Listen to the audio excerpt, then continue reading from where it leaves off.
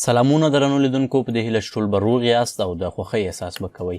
د ایم ټیک یوټیوب چینل دی او تاسې د مایکروسافټ ورډ درېیمه ویډیو ګورئ. په دې هیله چې دغه ویډیو به مو خوښه شي او یو څه نوي به ترې زده کړئ. که چیرې چینل ته نوي راغلي یاست نو زموږ یوټیوب چینل درسره سبسکرایب کړئ او د بیل آیکن هم درسره کېکاږئ تر څو له نویو ویډیوګانو څخه پر وخت خبر شئ. نو تاسې رابولم نننۍ ویډیو ته، ویډیو درسره وګورئ.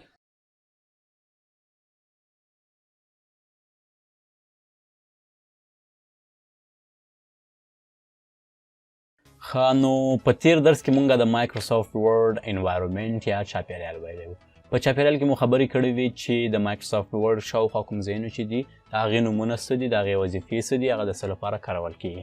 یعنې د مایکروسافټ ورډ ټول چاپیریال چې زموږ شاوخوا کوم شیان مخې ته راځي هغه ټول مو پېژندلي و. صحیح ده.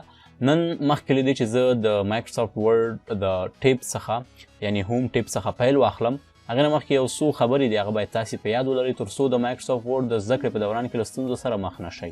لومړنۍ خبره دا ده چې کله مونږ یو فایل ولیکو هغه باید مونږ سیف کړو. صحیح ده. نو د هغې د سیف طریقه زه تاسې ته درښیم چې په کوم ډول باندې مونږ هغه سیف کولی شو. صحیح ده. نو لومړی به تاسې راشئ فایل ته او د هغې نه بعد به سیف باندې کلیک کړئ او دلته به کمپیوټر باندې کلیک کړئ. که کمپیوټر په هر کونج کې تاسې دا سیف کول غواړئ سیف کولی شئ. ډاکومنټ ته لاړ شئ او د افغانستان 1 په نامه به دا ماته سیف شي. سیف and then okay.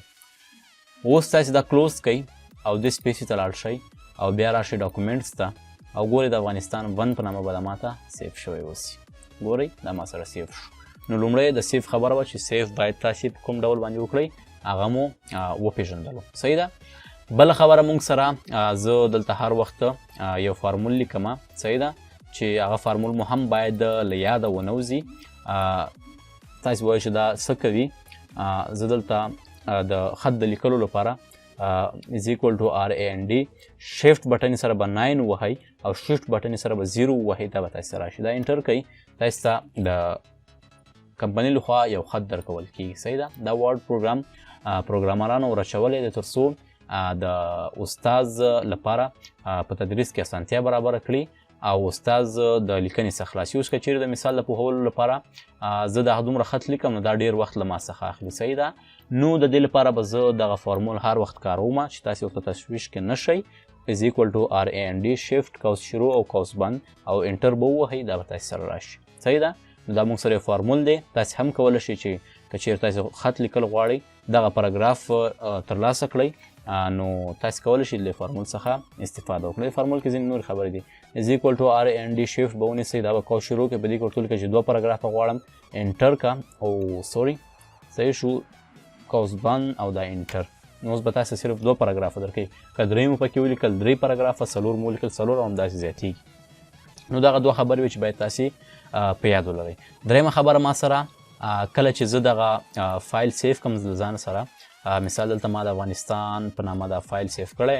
صحیح شو. نو دغه کوم فایل چې له ما سره سیف شو دلته په ډیسکټاپ کې یا په هر ځای کې چې تاسې سیف کړی وي ګورئ سوري یا دلته راشه نیو او دې ځای نه به راواخلې مایکروسافټ ورډ. دغه فایل چې کوم تاسې ګورئ سیف شو دغه فایل ته مونږ ډاکومنټ ویلی شو. صحیح ده. کوم فایل چې سیف کیږي د ورډ پروګرام هغې ته مونږ ډاکومنټ ویلی شو. کوم فایل چې په پاور پوینټ کې سیف کیږي هغې ته مونږ پریزنټیشن ویلی شو. کوم فایل چې په اکسس کې سیف کیږي هغې ته مونږ ډیټابیس ویلی شو. نو په یاد ولرئ کوم فایل چې په مایکروسافټ ورډ کې ولیکل شو او هغه سیف کړی شو دغه فایل ته مونږ ډاکومنټ ویلی شو. نو دغه درېیم خبره وه چې دا باید تاسې په یاد ولرئ. اوس راځو خپل درس ته او د هوم ټیب څخه به مونږ سټارټ اخلو. په هوم ټیب کې مونږ سره مختلف ګروپونه دي. دغه ټیبس چې کوم دي دا په مختلفو ګروپونو ویشل شوي لکه مثال کلپ بورډ ګروپ، فونټ ګروپ، پیراګراف ګروپ، سټایل ګروپ او ایډیټینګ. د مایکروسافټ انوایرمنټ ویډیو کې مونږ دا ټول ویلي وو چې ګروپونه څه شی دي، ټیبس څه شی دي، دې ته به ضرورت نه وي. که چیرې چا هغه ویډیو نه وي لیدلي نو لطفا دویمه ویډیو درسره وګورئ تر څو په دې شیانو پوه شئ. مونږ سره 3 خبرې دي، 4 خبرې دي: کټ، کاپي، پیسټ او فارمیټ پینټر. ساده خبرې دي، اسانه خبرې دي. کټ او کاپي مطلب یې دا دی که چیرې زه غواړم دغه ټکسټ یا دغه لیکنه چې ما انتخاب کړله دغه ځای ته هم همدغه لیکنه راولم، همدغه لیکنه کاپي کړم. زه که چیرې دا لیکنه لیکم دا اوس کوچنی عنوان دی، که چیرې دا زیاته ووسي نو بیا زه هغه هلته بره ګورم او لاندې دغه همدغه شی لاندې لیکم نو دا به ما څخه ډېر وخت غواړي. زه ورته وایم چې همدغه شی مې په کار ده، دې ځای نه یې راواخله دلته یې راته واچوه، صحیح ده، پیسټ یې که راته یا یې کاپي که راته. نو دا به تاسې انتخاب کړئ. دوه خبرې دي، لومړی کټ ده بیا کاپي ده. نو لومړی به کاپي ته راشم تر څو ښه پوه شئ. کاپي باندې به کلیک کړئ، بیا به کوم ځای کې چې تاسې غواړئ دا سیف کړئ هماغه پیسټ کړئ، هماغه ځای ته به لاړ شئ. زه غواړم دلته یې پیسټ کړم، نو دلته زه ودرېدم او پیسټ باندې به کلیک وکړئ. افغانستان کلمه ګوره بره نه لاندې ته راغله، هماغه شی ده، هماغسې موږ ته را انتقال شوه. یو څوک وایي چې دا افغانستان کلمه دلته لیکل شوې، دلته یې نه غواړم، له دې ځایه یې څخه انتقالوم دلته باید پاتې نه شي. اما په کاپي کې باید داسې کار کېدو چې دلته هم پاتې کېده او لاندې. زه ورته وایم چې کټ کا او ګوره هغه ځای نه لرې شوله، ریموو شوله او دلته کلیک کا پیسټ، دا به تاسې سره اپلای شي، صحیح ده. نو دا د کټ او کاپي ترمنځ فرق ده چې کټ کې که چیرې مونږ کټ واخیست نو بره نه ډیلیټ کیږي او لاندې راوصل کیږي، که چیرې مو کاپي واخیست بیا پاس هم پاتې کیږي او لاندې هم پاتې کیږي. نو دا کټ کاپي او پیسټ په هغه صورت کې تاسې وهئ کله چې تاسې دغه لیکنه غواړئ په کوم ځای ساحه کې راولئ نو همالته پیسټ ووهئ، هماغه ځای کې به تاسې سره دا لیکنه چې تاسې کاپي کړې وي همالته به راشي، صحیح ده. نو د کټ کاپي پیسټ خبره وه. د هر یو شارټکټ لري. لومړی کټ، زه غواړم چې دا کلمه کټ کړم نو ضرورت نشته چې دا انتخاب کوم بیا دا کټ ته راشم، صحیح ده. ډایرکټ کنټرول پلس ایکس ووهه، ګوره هغه ما سره حذف شوله او زه ورته وایم چې دلته یې راولمه. نو د پیسټ شارټکټ کنټرول وي دی، نو کنټرول وي به ووهئ، دا به تاسې ته دلته راشي. زه غواړم چې دا کاپي کړم، هم دې دلته پاتې شي او هم دې لاندې، نو کنټرول سی شارټکټ دی، ضرورت نشته چې دلته راشي. کنټرول سی به ووهئ، دا به کاپي شي. ورته وایم چې دغلته یې راوله که نه، نو کنټرول وي د پیسټ شارټکټ دی، دا به تاسې سره اپلای شي. نو دا د کټ کاپي پیسټ شارټکټ دي، صحیح شو. په دې هیله چې دا به مو زده کړي وي، صحیح ده. نو دویمه خبره موږ سره فارمیټ پینټر ده. فارمیټ پینټر که چیرې زه دغه عنوان دی ما سره، دا عنوان ته زه ډبل والی ورکوم، یو څه ډیزاینونه ورکوم، اندازه یې زیاتوم، صحیح ده، په دې شکل سره او یو خط ترې لاندې راولم، صحیح شو. نو دې ته مونږ ډیزاین ورکوو. څوک وایي چې دغه ډیزاین چې تا دې خط ته ورکړی دی زه دې خط ته هم ورکول غواړم، صحیح شو، دې خط ته هم زه دا ډیزاین ورکول غواړم. نو ضرور نه ده چې به تا انتخاب کړې لومړی او بیا به لاړ شې دلته ګورې چې دې ته خو ما سور رنګ ورکړی نو سور رنګ هم ورکه او دې ته ما یوه کرښه لاندې ترې کاږلې کرښه هم ورکه او دا ایټالیک کې کا، دا ګورې ډېر وخت ما سره ونیو، صحیح ده، او بعضې وخت کې ستونزه هم پکې را پیدا کېږي. نو څه غواړې چې ډایرکټ دغه ډیزاین چې کوم تا دې ته ورکړی ډایرکټ هماغې باندې اپلای کړه، نو څه رقم به پرې اپلای کوئ هغه طریقه زه درښیم، صحیح ده. تاسې به دا انتخاب کړئ او فارمیټ پینټر باندې به کلیک وکړئ، صحیح شو. اوس ګوره تاسې سره یو برش درکړه، وایي بس دغه کوم ډیزاین چې دی دا تا واخیسته، اوس یې په هغه خط باندې راکش کړه چې ته غواړې دا ډیزاین پې اپلای کړې. زه ورته وایم چې دغه لومړنۍ کرښې باندې دغه ډیزاین زه اپلای کول غواړم، کلیک کړه، لومړنۍ کرښې ده، همدغه اندازه، همدغه رنګ، همدغه ډیزاین، همدغه کوم فارمیټ چې تا ورکړی دا به په همغې باندې هم انتخاب شي. بعضې وخت کې مونږ عنوان ته دغه شیان ورکوو، عنوان د دې نور خط په نسبت باندې یو څه غټوو او هغې ته یو بل کلر ورکوو، نو موږ سره 100 عنوانه موجود وي، صحیح ده. که چیرې زه هر یو عنوان ته همدغه سور رنګ ورکوم، دې ځای نه همدغه بولډ ورکوم، دا ډېر زیات وخت نیسي. یو ته یې ورکړه او دا انتخاب کړه، فارمیټ پینټر باندې به کلیک کې، بس په هر یو عنوان باندې راکش کوه. خو دلته یوه بله ستونزه هم رامنځته کېږي. مثال دا ما واخیست، دا یو عنوان شو د مثال په ډول، صحیح د عنوان خو نه دی خو مثال دا یو عنوان شو، په دې باندې ما کش که. اوس ګورئ که چیرې زه غواړم چې په بل عنوان باندې دا کش کړم دا ما سره نشته، ډي سلیکټ شو، بیرته مجبور یم چې بیا دا انتخاب کوم او بیا فارمیټ پینټر ته لاړ شم، بیا په یو عنوان راکش کوم، بیا ګورئ دا ما سره ډي سلیکټ شو. اوس مجبور یم بیا هم دا کار وکړم؟ نه، یوه بله طریقه شته، ته به دا انتخاب کړئ، دې فارمیټ پینټر باندې ما صرف یو کلیک کولو، اوس په دې باندې ډبل کلیک وکړئ. چې کله ډبل کلیک وکړئ نو دا به د دایم وخت لپاره تاسې سره همداسې سلیکټ پاتې کېږي. بس په یو عنوان یې راکش کوه، ګوره ډي سلیکټ نه شو، په بل عنوان یې راکش کوه، ګوره ډي سلیکټ نه شو، تاسې سره اوس هم شته په بل عنوان چې هر څومره عنوانونه وي دا به تاسې سره له منځه نه ځي، تاسې سره به پاتې وي د دایم وخت لپاره، صحیح ده. هر وخت چې تاسې بیرته په دې باندې کلیک وکړئ دا به تاسې سره له منځه لاړ شي، صحیح شو. نو دا موږ سره د فارمیټ پینټر خبره وه، لومړنی ګروپ مو خلاص کړ.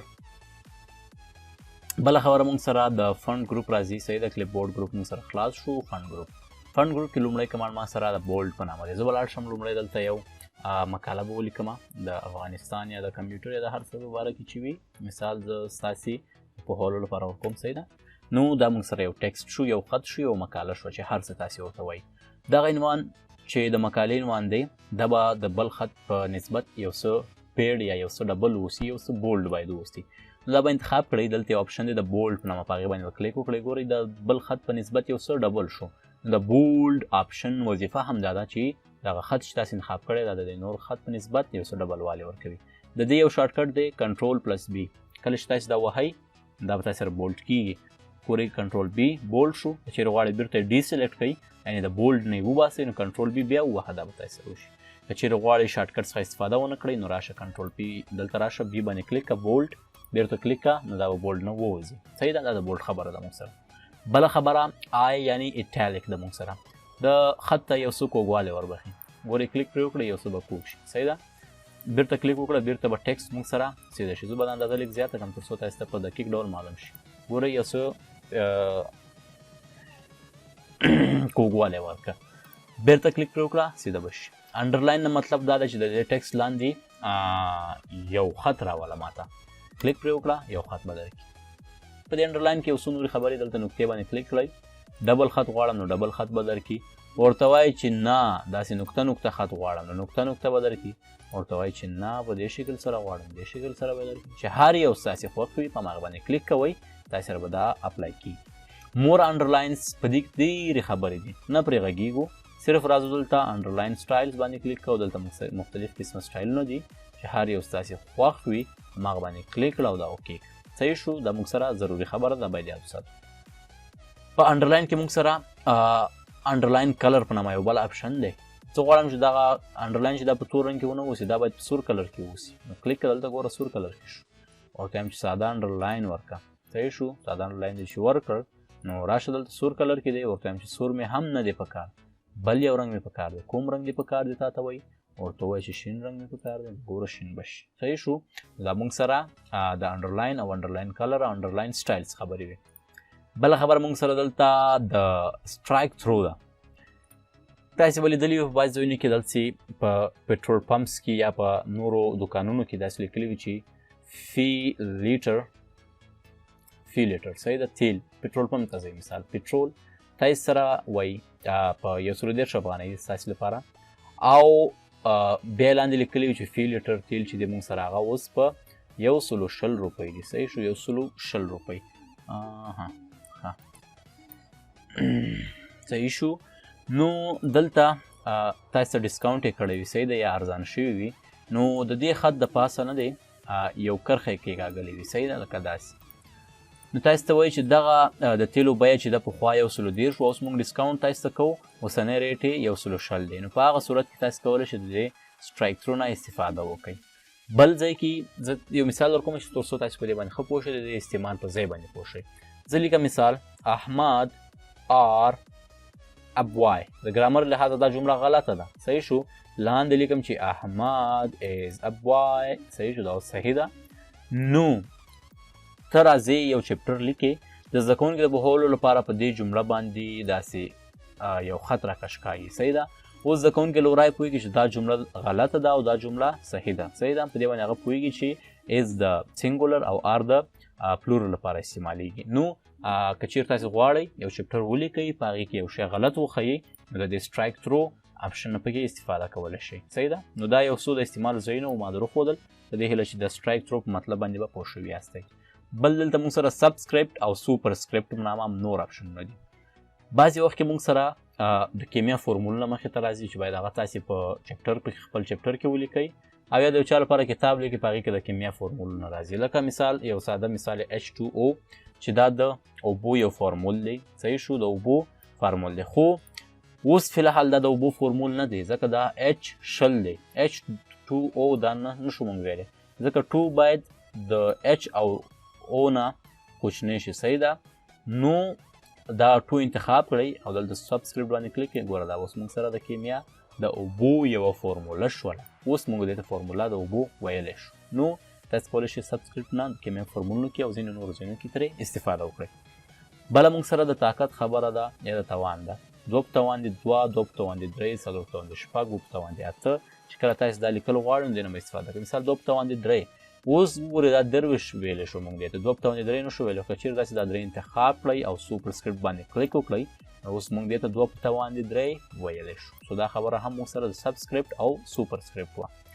بله خبره موږ سره د ډیزاین دلته بل د ټکس یو ډیزاین دی. دا انتخابوم ورته وایم چې په دې کې کوم ډیزاینونه دي هغې نه زه یو دانه انتخابوم. مثال دا ګورئ هماغه به تاسو ته درکړي.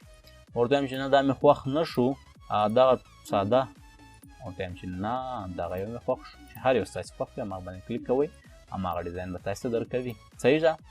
آوټلاین معنا د باندنی خط ده. بس دا مختلف قسمه دي ځان سره وګورئ.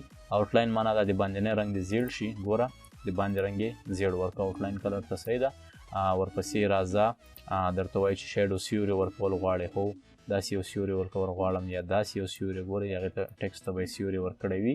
دا ځان سره وګورئ دومره خاص څه پکې نشته. ریفلیکشن معنا انعکاس ګورئ داسې خط ته انعکاس ورکوي. ګلو هم همداسې یو شی دی. دا کوم رنګ چې تاسې آوټلاین ورکړی دی هغه یو څه هغې ته ډیزاین ورکوي. نمبر سټایل د نمبرو سټایلونه دي. که چیرې غواړئ نمبر په دې شکل ګورئ 1 1 2 د غټو لیکل شي 3 د وړوکې او 4 5 د غټو لیکل شي 6 د وړوکې او په دې شکل سره تاسو دا استفاده کولی شئ. صحیح ده. دا هم د خط د لیکلو یو څه نور ډیزاینونه دي. دا پرې اپلای کړئ تاسو به خپله احساس وشي. صحیح ده. نو دا موږ سره د خط ډیزاین. دلته موږ سره ټکسټ هایلایټر دی. بعضې وخت کې به تاسې لیدلی وي چې په کتاب کې کومه غوره نقطه وي مهمه نقطه وي بیا تاسې هغه په امتحان کې یادوئ. صحیح ده. وخت پرې په ټول کتاب نه ضایع کوئ نو هغه تاسې په هایلایټر باندې په نښه کوئ ځان ته. صحیح ده. نو زه هم که چیرې په دې چپټر کې یا په دې لیکله کې په دې مقاله کې یو ځای په نښه کول غواړم نو دلته به راشم هایلایټر باندې به کلیک کړم. هایلایټر یې ورته تاسې درکړه وایي کش کا په کوم ځای چې ستا په کار وي کوم ځای چې مهم وي. وایم چې دا کرښه دا 2 کرښې ډېرې مهمې دي ګوره هایلایټ یې کړه یعنې په نښه یې کړه تا ته. ورته وایم چې دا لغات ډېر زیات مهم دی. او دا څومره زیات انتخاب شي. دا لغات مثال ډېر مهم دی نو دی باندې کلیک وکړئ دا به هایلایټ شي. یو څوک وایي چې نه دغه زیړ رنګ مې نه خوښېږي هایلایټ دې وشي خو په سور رنګ دې وشي. او راشه دلته کلیک کړه سور انتخاب کړه که نه او دا هایلایټ کش کړه په سور رنګ به تاسې دا هایلایټینګ شروع کړي. صحیح شو. نو دا تاسې کولی شئ دې استفاده وکړئ. صحیح شو. نو کلر معنا هیڅ کلر معنا کوه. ګوره هایلایټر شته سلیکټ هماغه هیڅ کلر هم تاسې ته نه درکوي. دا په هغه صورت کې موږ استعمالولی شو دغه نو کلر چې کله تاسې هایلایټ ورکړی وي ته وایي چې دا هایلایټ خو مې چټي ورکړل دا خو مهمه نقطه نه وه نو هایلایټ ته به راشئ دلته به نو کلر انتخاب کې بس بیرته راشه په دې باندې راکش که دا به تاسې سره بیرته لرې شي. په دې کش که دا به بیرته لرې شي. په دې کش که دا به بیرته لرې شي. صحیح ده. نو تاسې کولی شئ دې نه استفاده وکړئ. دا د هایلایټ خبره موږ سره. بله خبره موږ سره د ټکسټ کلر ده یا د فنټ کلر ده. غواړئ دغه پاراګراف ته سوري دا به ډیسلیکټ کړئ دغه پاراګراف ته سور رنګ ورکړئ. صحیح شو. یا تور رنګ مثال دې ته ورکړه سور دې ته ورکړه. صحیح شو. راشه سور او دې ته مثال ته غواړئ شین رنګ ورکړئ نو راشه دلته کلیک کړه او دلته کلیک دا به شي تور سور شین زیړ هر یو رنګ تاسې ورکول غواړئ بس ټکس انتخابوئ په هماغه شکل سره تاسې دلته راځئ او دلته کلرس انتخابوئ. مور کلرس ته راشئ دلته نور مختلف قسمه کلرونه دي. صحیح ده. دا موږ سره د فنټ کلر خبره وه. نو دغه مستقیمه کرښه دا مکمل موږ خلاص کړ. اوس راځو د فنټ. فنټس ویلی شي د خط ډیزاین ته. دا خط یې په کوم شکل باندې ولیکل شي. دغه فنټونه تاسې کولی شئ له انټرنیټ څخه ډاونلوډ کړئ له ملګري څخه یې د فلش له لارې راوړئ او یا هم که چیرې په کمپیوټر کې له ځانه سره د دې فایلونه لرئ نو هغه به تاسې لومړی انسټال کړئ. له هغې وروسته به تاسې دلته راځئ په دغه ځای کې به تاسې سره موجود دي. لکه دا ټول فنټونه ما اوس په خپل کمپیوټر کې انسټال کړي دي. یو څوک پوښتنه کوي چې څنګه یې انسټال کړو. اسانه خبره ده فنټونه به پیدا کړئ. صحیح ده. اوس مجبور یو تاسې دا طریقه هم در وښیو. نو دلته به فنټس ولیکئ هر ځای کې چې تاسې سره کمپیوټر کې فنټ پراته وي یا له ملګرو راوړئ یا له انټرنیټ ډاونلوډ کړئ. مثال دا فنټس باندې کلیک کړم دا مثال یې فنټ ته په دې باندې رایټ کلیک سوري دا فنټ نه دی بل څه دي. انتظار به وباسو تر څو فنټ راشي. انتظار انتظار انتظار فنټ به پیدا کړم. په دې کې اوس کوم یو فنټ دی زه نه پوهېږم. سوري سوري سوري سوري سوري ښه نو دا وخت نیسي نه پوهېږم کوم ځای کې به پراته اوسي. بس مثال دا تاسې سره د فنټ فایل شو فنټ به م راوړئ فنټ به په دې شکل کې تاسې سره پروت وي. صحیح د هغه باندې رایټ کلیک کوئ په اول سر کې دلته اوپن لیکلي هلته انسټال لیکلی وي هغې باندې به کلیک وکړئ او بس تاسو سره به انسټال شي. تاسو سره بیا په مایکروسافټ ورډ پروګرام کې پراته وي په دغه ځای کې. اوس راځم ورته وایم چې د افغانستان ته ما کوم ډیزاین شروع کړی دا ګوره خط په مستقیم ډول لیکل شوی. ورته وایم چې نه دې ته زه ډیزاینداره یو فنټ ورکوم صحیح ده. نو ته به راشې دلته ګوره ورته که نه دا ګوره ډیزایندار ده کلیک که ور دا ټکس موږ سره په بل شکل کې ولیکل شو. ورته وایم چې دا مې هم خوښ نه شو بل یو ګورم. نو راشه دا ټول ډیزاینونه دي که نه ستا لپاره دي. ګوره پکې چې هر یو دې خوښ شو هماغه باندې کلیک وکړه بس هماغه اندازه په هماغه کوم شکل چې تاسو سره ولیکل شوی په دې شکل سره. دا فنټونه دي تاسو کولی شئ د انټرنیټ ډاونلوډ کړئ او بیا انسټال کړئ بیا دغه ځای کې ترې استفاده وکړئ. دلته اندازه د موږ سره غواړم چې دا عنوان غټ ولیکم نو را به شي فی الحال دا په 20 کې لیکل شوی. ورته وایم چې شپږ یې شوه ګوره دا به غټ شي. ورته وایم چې نه بیخي غټ که راته څومره یې که راته 72% یې ګوره 22 شي. او څوک وایي چې دا زه غواړم د 22 نه هم غټ کړم. او دلته خو د 22 نه زیات نشته راکش نشته د 22 نه زیات ته نشي کولی. خو که غواړې چې ویې کړې نو بیا یې کولی شي. بس دا انتخاب کړه دغه دوه اپشنونه دي که نه ستا لپاره. دا یې د دې لپاره ورکړي چې څو تاسې دا د 22 نه هم زیات ګوره 80 نه زیات شو 90 نه هم زیات شو. ګورې تاسې راشئ دلته بیا هم 22 دي خو په حقیقت کې تاسو سره د 90 نه زیات شوي ګورئ همداسې زیاتولی شي چې هر څومره وي بیرته دا دې ځای نه کوچنی کولی شي. که چېرې غواړئ دا کوچنی کړئ نو دلته راشئ د 8 نه کم نشته. ته وایې چې 8 نه هم کوچنی کول غواړم ګوره دومره کوچنی شو. ته وایې چې د 8 نه هم کوچنی کوم نو دلته نشته که نو ته به راشې دې نه به استفاده کوې بیخي به تا ته کوچنی کوي. بیا چې ته غواړې ستر یې کړې نو دې ځای نه غټولی شي. دا موږ سره دوه اپشن دي. ځینې خلک بیا وایي چې یاره دا یې دلته ورکړی دی پس ته غټېږي نو ولې بیا دلته ځای پرې نیولی. نو په یاد ولرئ چې موږ غواړو د 2 نه زیات کوو نو دې نه استفاده کوو او که غواړو د 8 نه کم کړو نو بیا دې نه استفاده کوو. دا ضروري دی د همدې لپاره دا ورکړي دي. دا غلط فهمي به نه کوئ چې دلته ولې ځای پرې نیولی دلته یې ورکړی او دلته هم په دې باندې به تاسو پوه اوسئ. بله خبره موږ سره دلته د چینج کیس په نامه ده. دغه یو جمله ده زه به دا یو څه زیات کړم د دې اندازه تر څو تاسې ښه پرې پوه شئ صحیح ده. دلته راشه ورته وایي چې سینټن کیس معنا دا چې دغه د جملې لومړنی توری چې کوم دی هغه غټ ولیکه نور ټول راته واړه ولیکه. دا الریډي موږ سره سینټنس فارم کې موجود دی. زه ورته وایم چې نه لوور کیس ټول راته واړه که ګوره ټول خطونه ټول توري چې دي هغه موږ سره په وړو تورو باندې شول. ورته وایم چې نه که نه ټول راته غټ که واړه توري مې که اپر کیس باندې کلیک اوس ګوره هر یو توری غټ شو یعنې په کیپیټل لیټر باندې ولیکل شو. بل کس وایي چې نه لومړنی د هر لغات لومړنی توری هغه دې غټ اوسي نور دې کوچني اوسي چې دا د ګرامر لحاظه هم یو څه صحیح ده. فکر کوم سینټن کیس د ګرامر لحاظه صحیح ده. او ښه اوس راځم کیپټلایز ایچ ورډ. اوس ګوره د هر لغات لومړنی توری ستر نور واړه وي د لغات لومړنی توری غټ دی نور آی ډي ای او وړوکی پی لومړنی توری دی پی غټ دی نور واړه دي. په دې شکل سره ته کولی شئ استفاده ترې وکړئ. یو څوک وایي چې نه ټول غټ نه غواړم که نه داسې کار راته وکړه نو ټول غټ غواړم نو لومړنی توری غټ غواړم. زه غواړم چې لومړنی توری کوچنی او نور توری د غټ سي. دا بیخي غیر قانوني کار کول غواړي. په دې باندې کلیک که لومړنی توری کوچنی او نور غټ لومړنی کوچنی نور غټ. دا غیر ګرامري طریقه ده غیر قانوني طریقه ده. ځکه خو د مایکروسافټ ورډ پروګرام هم سرې کرښې ترې لاندې وباسلې. دا د دې لپاره چې مایکروسافټ ورډ پروسیسینګ پروګرام ده هغه ورډ پیژني چې آیا دا په ګرامر لحاظه صحیح دی او که نه. که چیرې صحیح وي بیا صحیح او که غلط وي بیا سره کرښه ترې لاندې وباسي. نو دا موږ سره یوه خبره د چینج کیسز په نامه ده صحیح ده. په دې هیله چې په دې باندې هم پوه شوي اوسئ. وروستۍ خبره کوو دلته موږ سره کلیر آل فارمیټینګ په نامه ده. دې ته ګوره موږ څومره اندازه زیاته کړې دا 22 په اندازه کې ده. مایکروسافټ ورډ خپله اندازه څو ده فکر کوم 12 ده. هماغې اندازې ته زه وایم چې دا برابر کړم راشه کلیک که 11 ده. د مایکروسافټ ورډ خپله اندازه 11 ده. زه دا زیاتوم مثال زه زیاته اندازه ورکوم 8 یو څوک وایي چې نه بیرته یې هماغه خپل حالت ته راوله که نه 11 ورکه نو ضروري نه ده چې ته راشې دا هر یو کلیک که کلیک که کلیک کلیک 11 ته ځان راورسې. بس راشه چې هر څومره دې دا غټ کړی وي په دې باندې کلیک وکړه هماغه 11 ته به ځان برابر کړي. نو دا و موږ سره فنډ ګروپ او کلیپ بورډ ګروپ. په دې هیله چې دغه ویډیو کې به مو یو څه زده کړي وي.